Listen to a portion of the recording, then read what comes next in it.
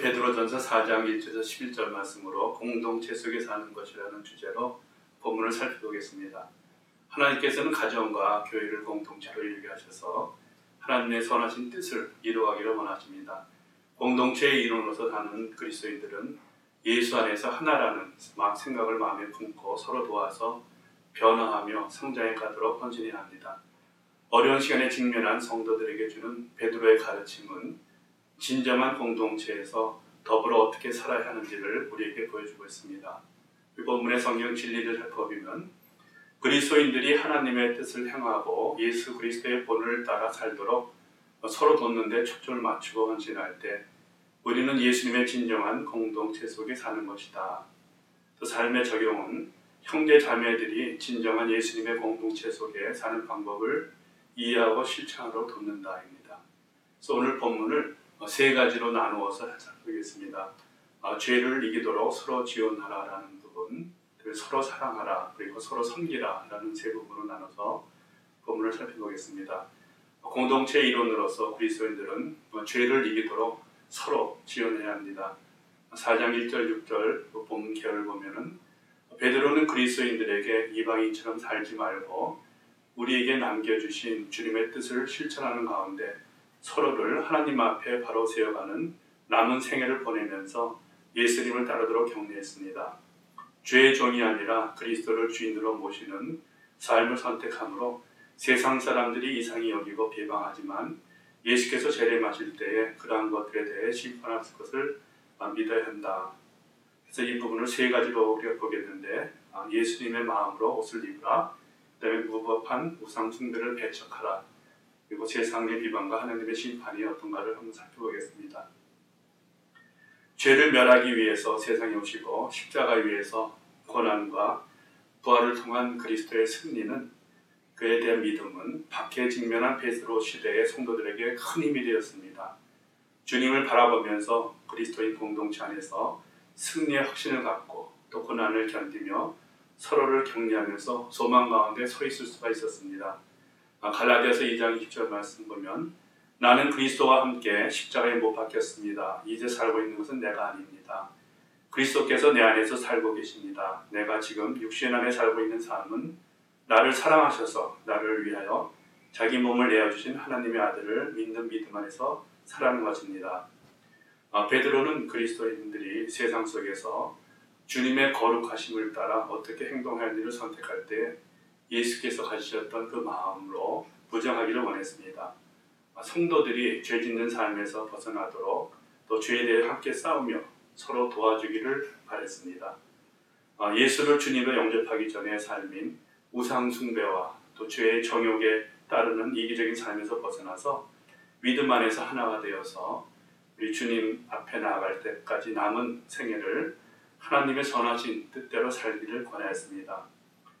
베드로는 그리스도인들이 서로 권면하면서 따르지 말아야 할 이방인의 행동에 대해서 설명합니다.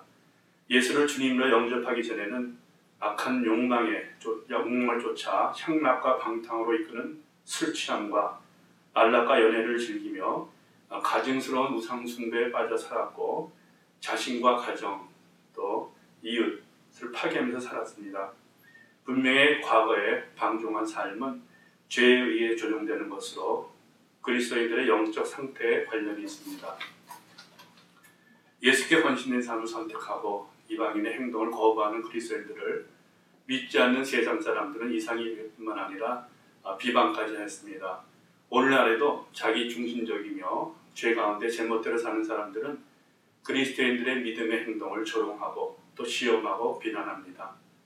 그리스도인들의 실수를 즐거워하며 부정적으로 평가하고 자기와 다르다는 그런 이유로 배타적이고 평업한 자로 그리스도인들을 비난하면서 자기들의 우월함을 나타내려고 또 합리화합니다. 로마서 1장 18절과 22절 말씀 보면은 하나님의 진노가 불의한 행동으로 진리를 가로막는 사람의 온갖 불경건함과 불의함을 겨냥하여 하늘로부터 나타납니다. 사람들은 스스로 지혜가 있다고 주장하지만 실상은 어리석은 사람이 되었습니다. 베드로는 우리들에게 하나님께서는 산 사람과 죽은 사람 모두를 심판하시며 주님 앞에 서는 날 지금까지 살았던 모든 사람들이 자신의 모든 행실에 대해 사실대로 모두 고백한다는 것을 이루어주십니다. 하지만 그리스도의 복음을 받아들이고 예수를 믿는 사람들은 구원을 받았기에 새로운 삶을 살 수 있습니다. 베드로가 이 편지를 믿음 가운데 있는 그리스도인들에게 썼지만은 신자들 중에는 이미 죽은 사람들도 있었습니다. 비록 이방인들이 그리스도인들에 대해 세상 영역에서 세상의 기준으로 육체적인 심판을 했을지라도 죽은 그리스도인들은 영으로는 하늘 영역에서 계속 살아있고 우리의 삶을 심판하시는 분은 오직 하나님이십니다. 6절의 말씀에 죽은 사람에게도 복음이 전해진 것은 이 말씀을 문자 그대로 보면은 죽은 후에도 예수님을 주님으로 영접하지 않은 사람들은 또 영접할 다른 기회가 주어질 수 있는 것으로 이렇게 볼 수도 있지만 그렇게 되는 것이 아닙니다. 베드로 당시에 죽은 사람들은 이미 죽기 전에 복음을 전해받았다는 뜻이며 죽음이 믿는 사람들에게는 영으로 하나님과 영원히 사는 것이고 믿지 않는 사람은 죽은 후에 또 다른 기회가 주어지지 않을 뿐만 아니라 다만 하나님께로부터 사망의 심판을 받게 됩니다. 4장 7절 9절 말씀을 통해서 그리스도 공동체 안의 일원으로서 그리스도인들은 서로 사랑하라, 또 뜨겁게 사랑하라고 말씀하시죠. 본문 계열을 보면은 심판은 곧 있을 것이다. 그러므로 그리스도인들은 정신을 차리고 기도하며 현실에 닥친 고난을 이기는 방법에 집중할 필요가 있었다. 또한 공동체의 일원으로서 그들은 사랑으로 연합하고 서로가 죄를 따라가지 않도록 함께 이겨나가라고 했다. 베드로는 주님을 만나게 되는 날을 염두에 두면서 정신을 차리고 예수께서 속히 다시 오실 것임을 기억하라고 합니다. 예수께서 재림하시면 모든 사람들과 모든 것들이 변화할 것이고 만물은 마지막이 됩니다. 산 사람과 죽은 사람 모두가 하나님 앞에 서게 되고 모두 심판을 받게 되는데 그리스도인들은 예수를 주님으로 영접했기 때문에 죄의 심판이 아닌 상급에 대한 심판을 받습니다. 초대교인들은 예수님의 재림이 곧 이루어질 것이라고 생각했지만 그렇지 않더라도 우리는 죽음 후에 주님 앞에 서게 됩니다. 우리는 그날을 사모하면서 주님의 재림을 예비하고 서로가 바로 서도록 도우며 살아야 합니다.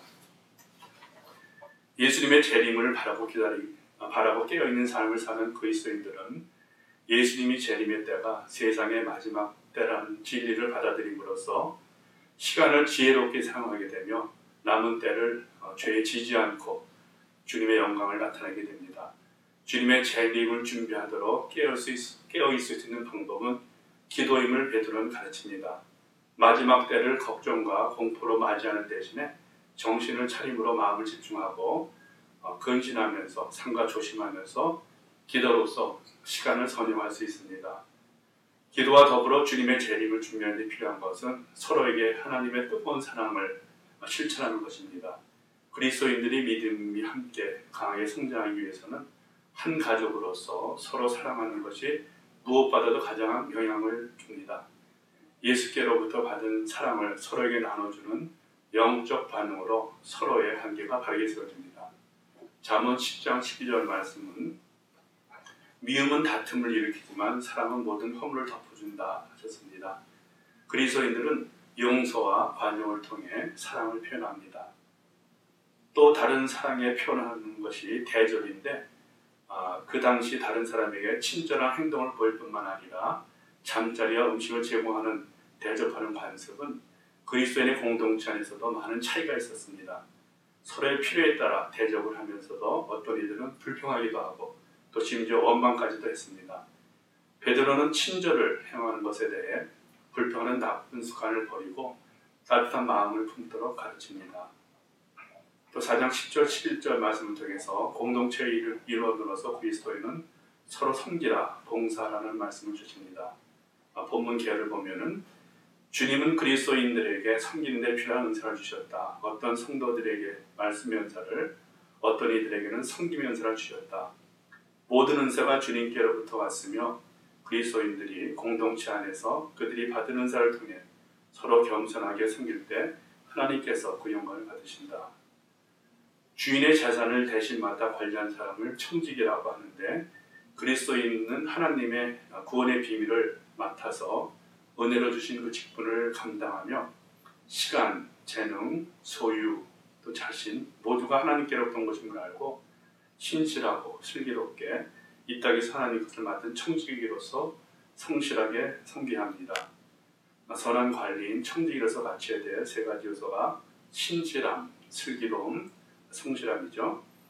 베드로는 진정한 공동체를 이루는 데 필요한 사람의 또 다른 표현으로 섬김을 말하면서 하나님의 은사를 가르칩니다. 하나님께서는 모든 성도들에게 은사를 주셨고 그리스도인들은 자신의 노력으로 얻은 것이 아니므로 자신을 드러내는 목적으로 사용돼서는 안 됩니다.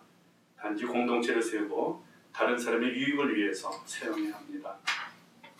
로마서 12장 6절에 보면은 하나님께서 우리에게 주신 은혜를 따라 우리는 저마다 다른 신령한 선물을 가지고 있습니다. 이와 같이 하나님께서는 우리에게 다양한 은사를 주셨는데 공동체 안에서 하나님의 은사를 사용할 때 특별히 그 중에 두 가지를 베드로는 강조하십니다. 말하는 것과 봉사하는 것. 말하는 은사는 여러 가지로 설명할 수 있지만 설교와 가르치는 것뿐만 아니라 상담, 찬송, 지도, 권면, 전도에 사용됩니다. 그 은사가 어떻게 사용되는 간에 우리의 말은 하나님의 말씀에 기초를 두어야 합니다. 섬기는 은사도 여러 가지로 표현할 수 있는데 말은 음성을 사용하는 것처럼 봉사는 손과 발을 사용합니다.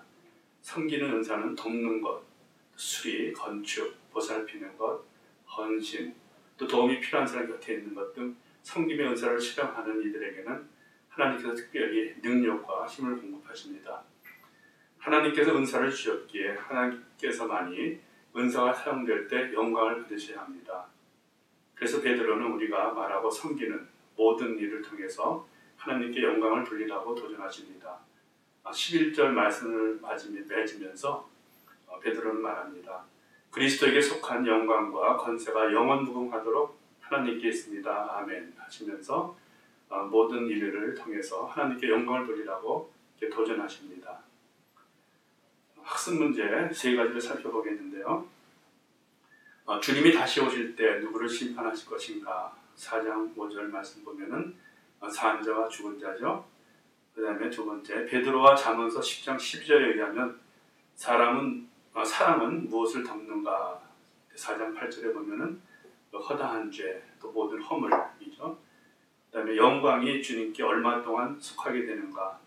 영원 무궁하도록 주님께 속하게 되어 있죠.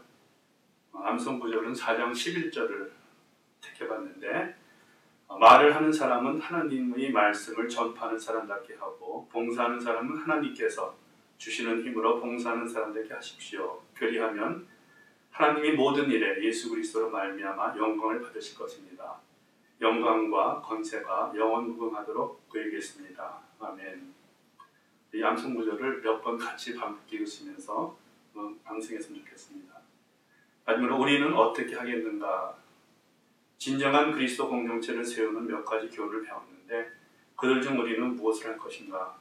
베드로의 가르침을 생각하며 어떻게 우리가 예수님의 공동체의 일원으로 헌신할 것인지를 생각해 봐야 할 것이다. 교회나 다른 사람들을 위해서 기도하는 것, 사랑하는 것, 나누고 섬김을 자원하는 것 하나하나가 주 안에서 연합하는데 큰 진보를 가져다 줄 수 있다. 현대의 그리스도인들로서 우리가 당면하는 도전은 개인주의에서 벗어나 다른 신자들과 관계에서 이러한 가르침을 적용하는 것이다. 우리는 주님께서 사람들이 죄에서 벗어나 하나님의 자녀가 되도록 어떠한 사랑과 인내와 희생을 보이셨는지 이러한 본보기들을 각자의 삶에 적용해야 된다. 우리가 주님의 뜻을 따르기 위해서 근신하고 기도하며 몸된 교회와 서로를 세우게 하시는 그의 인도하심에 순종하고 형제들 간의 사랑을 실천할 때 비로소 우리는 예수님 안에서 하나가 된다. 한 주간 하늘 복 많이 받으시고 우리 가운데 생활하시기 바랍니다.